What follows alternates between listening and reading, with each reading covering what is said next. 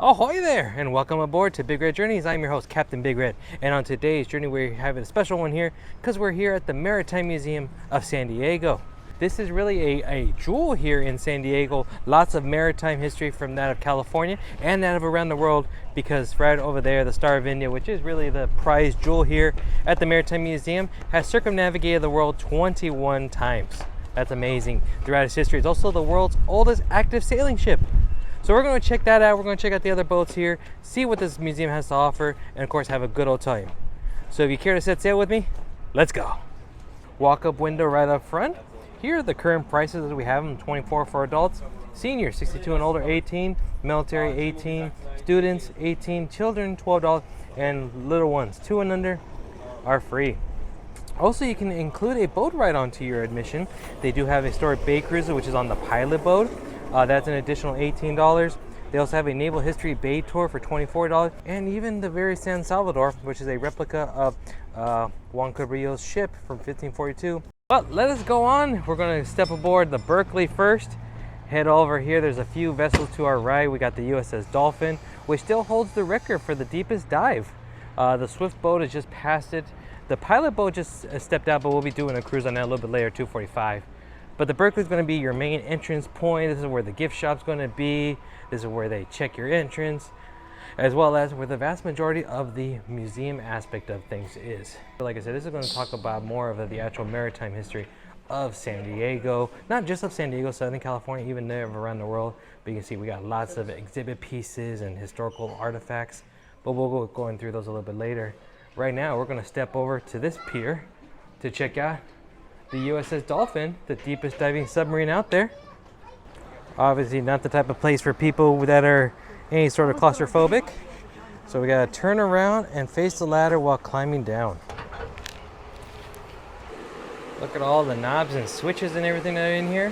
Obviously I'm not going to touch anything because I don't know if anything is still active or not, but so this is the USS Dolphin. How deep can she go? Her unclassified depth is in excess of 3,000 feet. In excess because technically they don't know really how far she can go, but she still has the record for the deepest dive ever by a submarine. Oh, this is very interesting. High yield 80 steel, 80,000 psi is what it can yield up to. Normal steel is 36,000, so I mean more than double the amount of normal steel. That's crazy. So she was built to withstand the pressures of the deep. You're going to see lots of instrumentation panels because this was a submarine that was used extensively for scientific research, both civilian and military. Not very much here. This is actually the sonar room right over there. You would actually have what's up to, I think, 3 or 4 gentlemen in here at one point in time, spending shifts of up to 14 hours a day. You have to definitely be good with your neighbor, that's for sure. Oh. Something that's very important, the radio room here. Now we are entering into the control room. This control room was typically staffed by a helmsman and 2 controlmen, ballast control and propulsion control. Navigator, radar operator, officer on deck, quartermaster, and 2 messenger runners, fore and aft. The periscope. You got the navigation charts right over here. This is where the navigator would be. This is actually where the pilot of the whole submarine would. I don't know if it would be called pirate. Helmsman. But you can see all the depth gauges on here. This is the seat. This right there is where whoever was controlling the Dolphin when it finally made that world record depth dive, that's where they were standing. So you can just imagine them going down deep as they've never gone before and hearing the creaks of the submarine starting to buckle under some pressure. And of course I would imagine the captain standing somewhere around this area right over there. What's cool is that the periscope is actually working. Look at this. You can actually, oh, look at that. You can actually see San Diego. Look at that. That's pretty crazy. Oh, there's a boat coming through. Look at that. The Dolphin was considered more of a research vessel, less of a wartime vessel. Even though it was built during the Vietnam era in the late 60s, you know, its main focus was to really test the knowledge and depth of science of what people can do during those days of how deep can we really explore. Oh, there's some of the heads right there. So these are the officers' quarters right there. That's why they're all fancy. So they get the nicer bunks. They get their own wash, a chair for them to use, and then of course they're right next to the communal tub over here. Oh, here's the galley. This is my favorite part. You got the kitchen, hot grill. Oh, a little communal table for them to enjoy. Oh, here's some pictures. Lovely. Look at that. So this is actual crew. So the ship itself, I believe, was finished in 1968, but it was still used for about 40 years afterwards. So it wasn't until about the early 2000s, mid 2000s, that it finally got decommissioned and retired. Well, and there's some of the crew quarters right over there. You can't access it, but that's where the majority of the crew would actually stay down there. You can kind of get a little view of one of the bunks. There's some paperwork right there. Actual guts of the ship. Don't know what any of these contraptions or mechanisms do, but please do let me know in the comments below if you know. Maybe you or somebody you knew was a retired military. Heck, maybe one of you even served on board this vessel. Let me know. But look at how amazing this is. This vessel has so much history to it. Crazy. And then we got the engine room over here. I'm going to assume that's the big bad engine right there. Lots of knobs and controls and gauges. Wow, so you got the engineers down over here making sure everything's working properly. Wow. And that must probably go out to the propellers out back. Wow, look at that. And that will do it. Time to go back up. Well, that was a fun little vessel right there. I could never do that. No, I couldn't do it. I don't have claustrophobia, but that's too much for me. But let's go check out the other one here. We got the Swift boat. This one I believe is called PA-16, I believe what its designation was. So this was a actual vessel from the Vietnam era. Swift boats became very popular and common during Vietnam in the Mekong area, the rivers and deltas, to help kind of create blockades to prevent supplies and other stuff, soldiers from crossing through lines. So these boats had huge engines on them. I believe this one had like 2 V8s or V12s that deliver like 900 horsepower. Crazy, this boat is quick. That's why it's called a Swift boat. Can't go on it today, unfortunately, but they do have tours on this one. I believe this one goes out on certain days. I think weekends they have 1 or 2 tours every day on this vessel.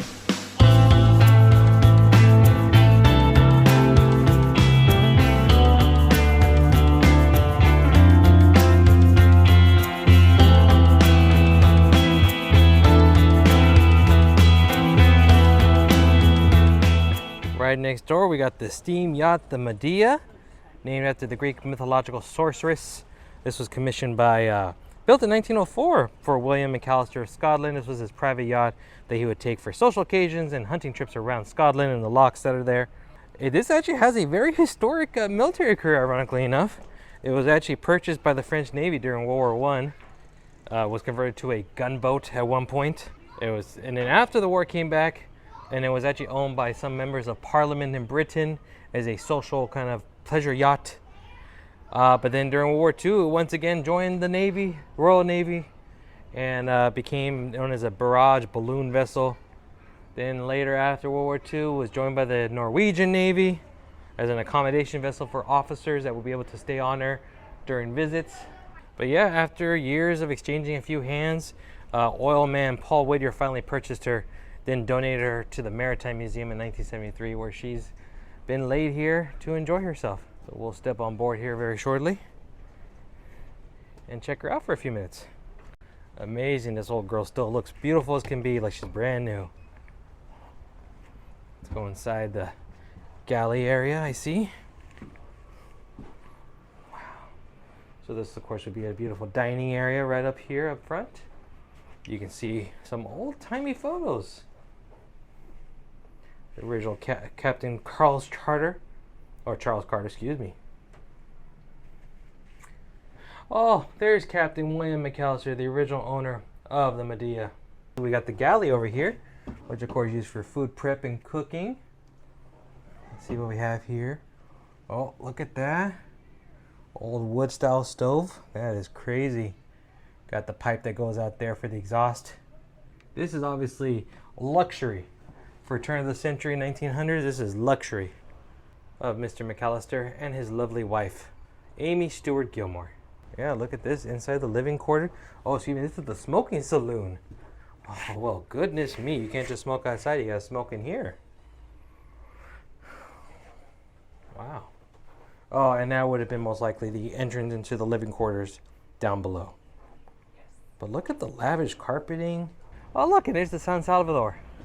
which again is a replica of the 1542 vessel that Juan Cabrillo sailed when he discovered San Diego. You got the chalupas, and it's not just a very famous Taco Bell food item. Pretty much it's a rowboat or lifeboat, like they would have them on the sides of the vessel, and then, you know, that's where they would actually take the boat to go onto land. So here is the San Salvador. This is a replica of the 1542 vessel sailed by Juan Cabrillo, the Portuguese sailor who of course discovered this area of the world. And there it is. So this was built after, I think, in 6 years by volunteers here at the museum.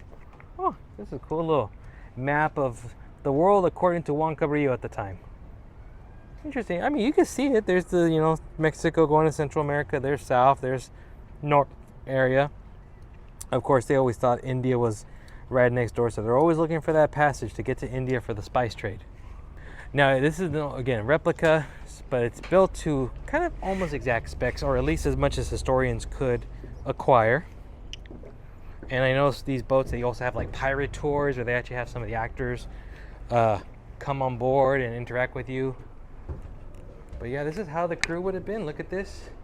Here's cabins quarter. Here's the crew's cabin area. Of course, the most luxurious of bunks. The mess hall area. Obviously down to storage area. I would assume where gunpowder and whatnot would be loaded for cannons. Up top deck here, let's see what we got. This would probably most likely be the captain's quarters. Got a decent looking bunk right there. Chair, windows, there's a map as well too. So, oh, I see, so he can, here's where a compass would be. Is this actually where the steering is? Oh, look at that. Not like the traditional wheel like you would think, or like you see in movies. That's cool. So he's got his compass right there. And then he would obviously use this to move it left or right. Interesting. That's pretty cool. And here's the view that he would have had. Whole lot of ropes. Look at all that rigging. That's crazy. Got the crow's nest up there. A beautiful view. Got the mainsail right up there front. All the other sails. I don't know how many sails are actually on this vessel. Wow, it's crazy. Here's a pair of Monterey fishing boats. I've been up to the Monterey area. We got the La Diana and Marianne. There's the Marianne over there. La Diana, or Diana, however you pronounce it. That's pretty cool. Of course, Monterey had a very, very prominent fishing industry there, especially for the sardines. I mean, that's where you got Cannery Row, and of course the very famous John Steinbeck novel. Okay, time to set sail with the Californian. Well, we're not going to set sail today. She's not doing trips today. But what's cool about this vessel, built in 1984, but it is a replica of an older vessel. She is the official tall ship of California, built in 1984 for the LA Olympics, kind of ceremonially. But she's very beautiful, so let's check out her deck. So she, like I said, she's a replica of an 1847 revenue cutter, the C.W. Lawrence. Now, the revenue cutter was a federal military ship that they would go up and down the coast, making sure that vessels were paying their taxes. You know, so they, especially during the time of the gold rush era. You can see the view right there. There's the view. Oh, she actually moves the key. There you go. Very, very long sails here. Imagine just actually climbing up those rope ladders all the way to the tippy top. I couldn't do it. I couldn't even get past 10, 15 feet probably. The pilot boats still exist, and they live from Shelter Island, right opposite in the way. They do the same job that she has done for 82 years, that is to take the local pilots towards incoming ships. Out there in the ocean, the local pilot climbs on board, either takes the helm or gives instruction for a safe approach. And they do it because we can have them relay. If you're used to the coast, you know, we have this thick fog that sometimes can be persistent and dangerous. Excited for this? Again, this is an additional cost. This was $18 for it, but this is an exciting opportunity. We're on board the pilot boat. It's a beautiful, beautiful day in San Diego for it, I think.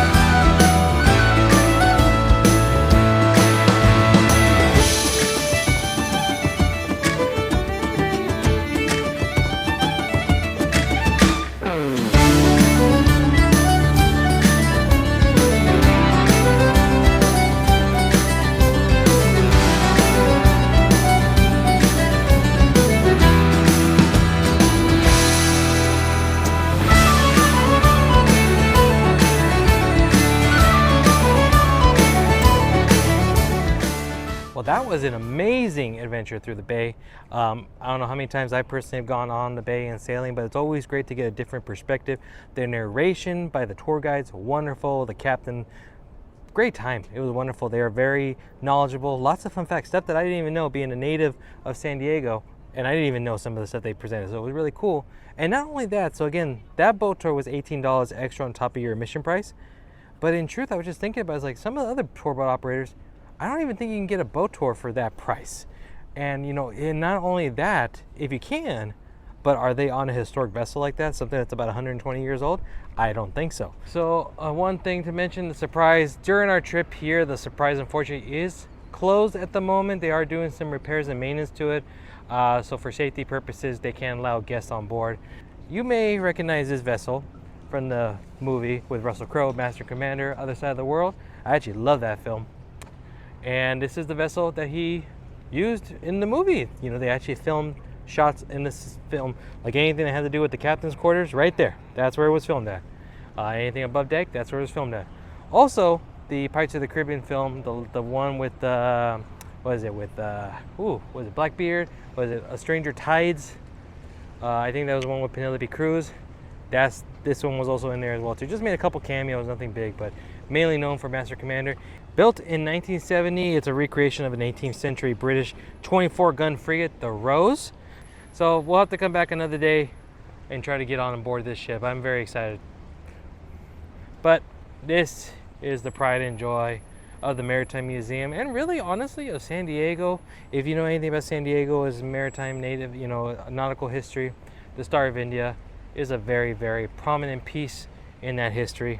So the Star of India, just a few facts on it again, is the oldest active sailing ship, built in the Isle of Man in 1863. I believe, if I'm not mistaken, I believe it was finished a few days right before Abraham Lincoln's Gettysburg Address. It's made 21 total circumnavigations around the world, and it's been a trade vessel, merchant vessel, a whole bunch of different history to it, but mainly known for carrying people across from Europe to Australia and New Zealand and so forth. But again, lots of history on this vessel, and it still goes out to this day. They maintain it, they sail it, and there is no engine on it. Just, that's your engine right there, the sails. Wow, just look at the height of that mast. Look at the height.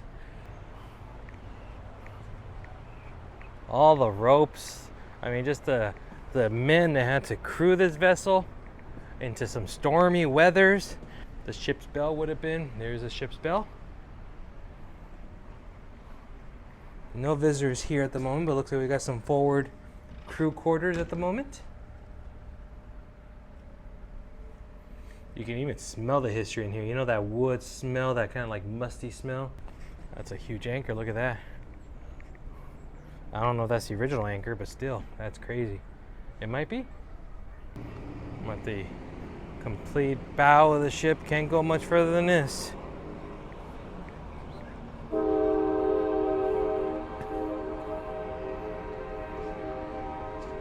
Lovely, got some restaurants right there as well too. It's a perfect place to have a dinner afterwards.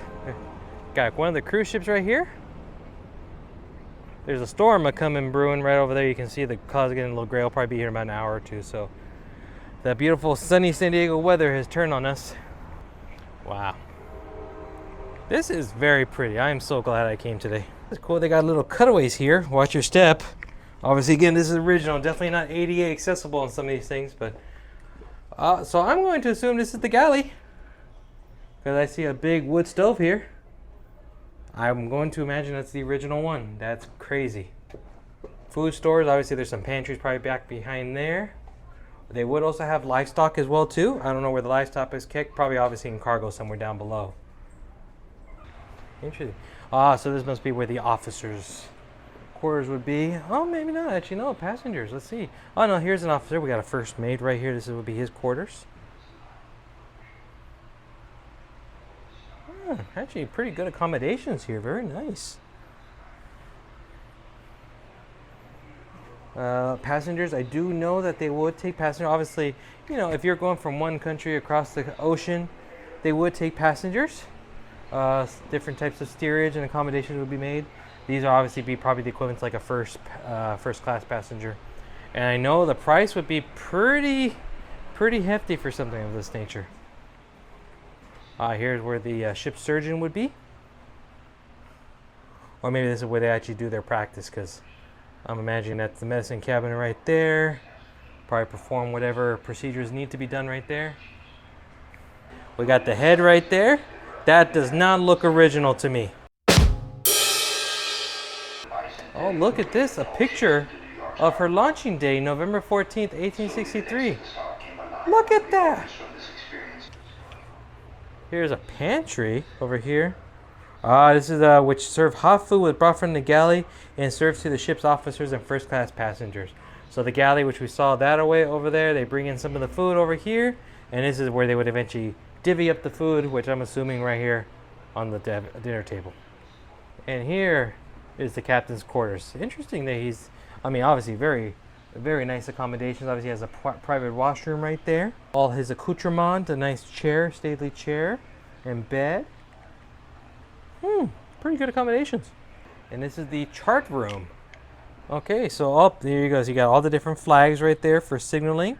Obviously you would have all your charts and your maps and everything right there. Crazy. And the Star of India, like a lot of other vessels, does have a little bit of a history, but one that's a little bit of a spooky history for those who are fans of ghosts, myself included. So there was actually an officer who was on his way to being retired and took transfer over on the boat from one country to the other. I forget the specifics on it, but he had his demons, and he ended up trying to commit suicide. The crew was actually able to find him in time, and they stitched him up on his throat and everything, and so he was knocked out for a few days recovering. He survived. Well, a few days later, about 3 days later, he woke up and his demons reawoke essentially, and he pulled the stitches out from his throat and bled out on the bed. And they found him later, because obviously he was under watch, but they couldn't watch him 100%, 24/7, because it's an active vessel. They have to have crew, whoever's in charge of watching them, they have to do shifts, and there's going to be a point in time where he's not going to be watched. And he waited for that time, pulled the stitches out and bled out, and from what I hear, it was actually here on the captain's bed. So, and there's a few other instances of some deaths here on the Star of India, and this is considered a haunted place. So I definitely want to do a haunted video soon. But we go below deck and see how steerage and other cargo and whatnot would be. Wow. Okay. So again, we probably got some crew quarters right there. Bunk beds, you can see how they would have lived. That's a cool artifacts too. I'm assuming that these are original tools that were used on board the ship at some point in time. Carpentry tools, obviously you have to maintain the vessel, make sure it's seaworthy. Oh, well, look at that. I got the rudder of the boat. For steel hull. Some bunk areas that would be for passengers. Now I do know for some of the better off families, maybe they would be able to rent a couple of the bunks where maybe mom and dad, or mom would sleep with a couple of the children, father would be by himself, or maybe with a couple kids as well too. And then there were other times when some of the family would literally just have the whole bunk, and that's it, one bunk for the whole family. Of course, everyone has to take care of business somehow. This is an example of how that business was taken care of. You can see there is the bucket, and there would have been a hole right there, and you take care of that, and once you're done, you take the bucket and throw it overboard. Now, if I'm not mistaken, I believe at some point, I think they would house up to like 600 or 700 people. I'll get the number, but at its fullest, passengers that would sleep on board, and we're talking about passengers that sleep on bunks. Now, obviously, there'd be a lot more bunks throughout the whole area. Some of this obviously has been replaced for museum pieces, but it was a working ship, so people would, the passengers would have very actually little deck time. They would have to spend most of their time down here, passing the time away with games or telling stories or playing music, because again, this boat was an active working vessel, and the crew needed to be, you can't have people who are inexperienced on board on top of the deck. Whew, look at all this cargo area. My goodness. So just imagine whatever cargo the Star of India was bringing along filled to the brim. Now I see ropes here. I don't know if this is where the ropes and the sails would be normally, but geez. Oh, there's a little, kind of like a little play area you can recreate. Oh, we got a nice curio cabinet here. Got a little pirate ship that people can play on. The Shaughnessy.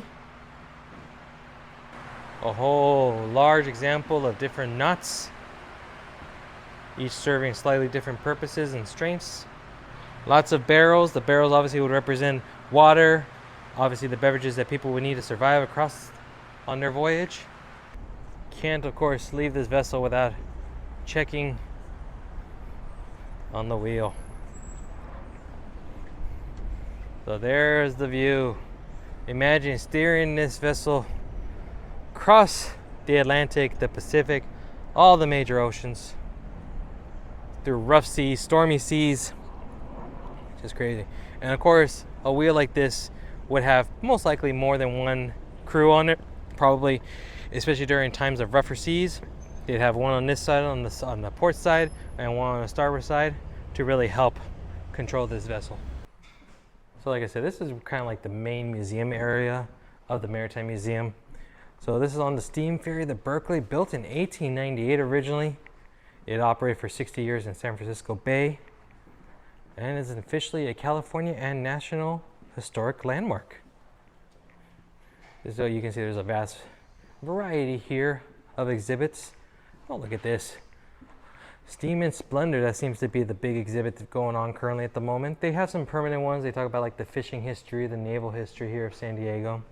But Steam and Splendor seems to be the newest one, talking about San Diego and California's cruising history. Which of course we just saw a few cruise ship from, I think Holland America was here. Oh look, Captain Stubby from the Love Boat. From MV Tropicale, we got some tables and decorative sets from the cruise ship. That's pretty cool. Here we have a little exhibit on harvesting the ocean, San Diego's commercial fishing history. Of course, San Diego has a very long history of fishing here. Point Loma for tuna, whaling as well too from the olden days. Kelp harvesting during World War I and even up into World War II. The El Rey was actually a boat that sank off of, I think, Mission Bay area. In Wreck Alley, I've actually dove in that area and it was a kelp harvester. They would actually take the ingredient for potash, which was a very crucial ingredient in gunpowder. Myths and maps of the ancient world. I mean, this is how they used to think the world really was. But just, I mean, there's an example right there from 1536. Well, cartography got pretty good at that point. You're starting to get clear distinctions of Europe and Africa, Asia. The Americas could use a little bit more work, but it's still pretty good. This is the part I love most when it comes to these old maps, when you got like the old sea creatures. You know, when they look at whales and squid and everything, and they start thinking like, what the heck are these creatures? Oh look, they're showing the Titanic on here. How apropos for a museum about boats. Oh, and then let's go down here. We get to check out the engine room, the boiler room, I should say, more likely, for a vessel like this. Of course, they have to heat up the water for the steam to actually make this guy go. I don't even know where to begin with this. All the valves and pistons and knobs and doohickeys. Watch your head. You can actually move around in here. Just got to be careful. It's crazy to think this vessel right here, 120, 130 years old. Not going to lie. I mean, granted, it may not necessarily be operational, but the way it looks and everything, it looks like we can probably pull this guy out to water and let her sail. All the tools that an engineer would need down here. Yep, there's the boiler room. So this is the, so for example, this is where they would actually shovel the coal in there to heat up the water, boil it up to make the steam power. I think those are coal boxes right there. Pretty much I think the coal would actually, I forget where the coal would be stored, but there you could just imagine grabbing the coal from right over there, or from behind, I think it'd be in this area, shoveling and having a coalman literally just shoveling the whole time through. Wow, that's the furnace.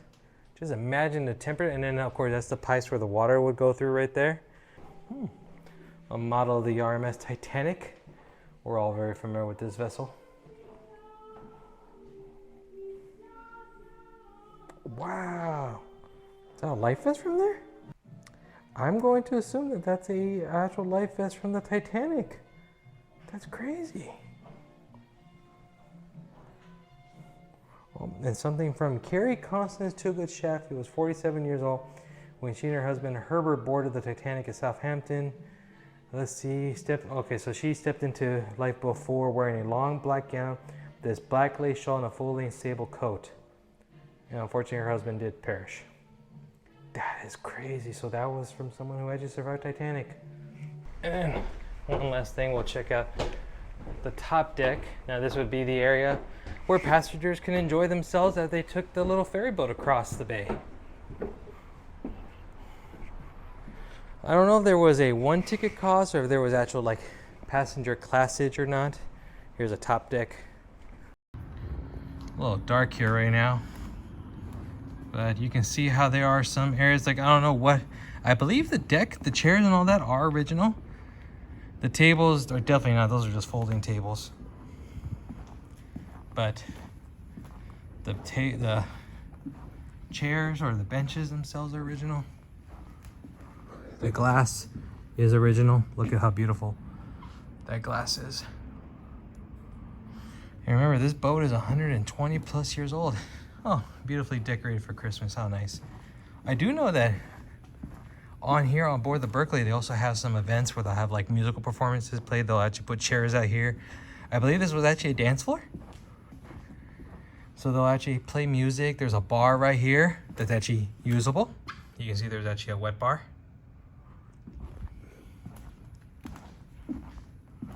But they would play music. There's a piano right here. I know there's a history behind this piano. I don't know exactly. There was a video for one of my favorite shows about San Diego with Ken Kramer, and there's a story behind this piano. I'll see if I can link it and put it right here if I can. But they would actually play little concerts here, but look how beautiful. Look at this view. Well, mateys, our journey has come to an end for today, but I had an absolutely amazing time. I hope you did as well too, here at the Maritime Museum of San Diego. Thank you for the museum for inviting me out today. I could not thank you much more. This has been a great opportunity for me. The history on these vessels, I mean, right here, I'm touching the wheel of a vessel, the oldest active sailing ship. Come on now, that's crazy. But overall, this was an amazing experience and something that you definitely have to come and visit for yourself. So if you did like this video, do me a huge favor, give it a big thumbs up. Second, subscribe to the channel. And third, hit that notification bell. All of those are captain's orders. And then follow me on social media at BigRedJourneys on TikTok, Twitter, and Instagram for even more content. Also, feel free to leave a comment, send me a message on social media. I am more than happy to answer any and all questions you may have as well too. Love helping you guys with all the tips and tricks that I may have for you and helping plan your vacation out there. So, until we meet again and set sail, I'll see you on the next journey. Bye-bye now.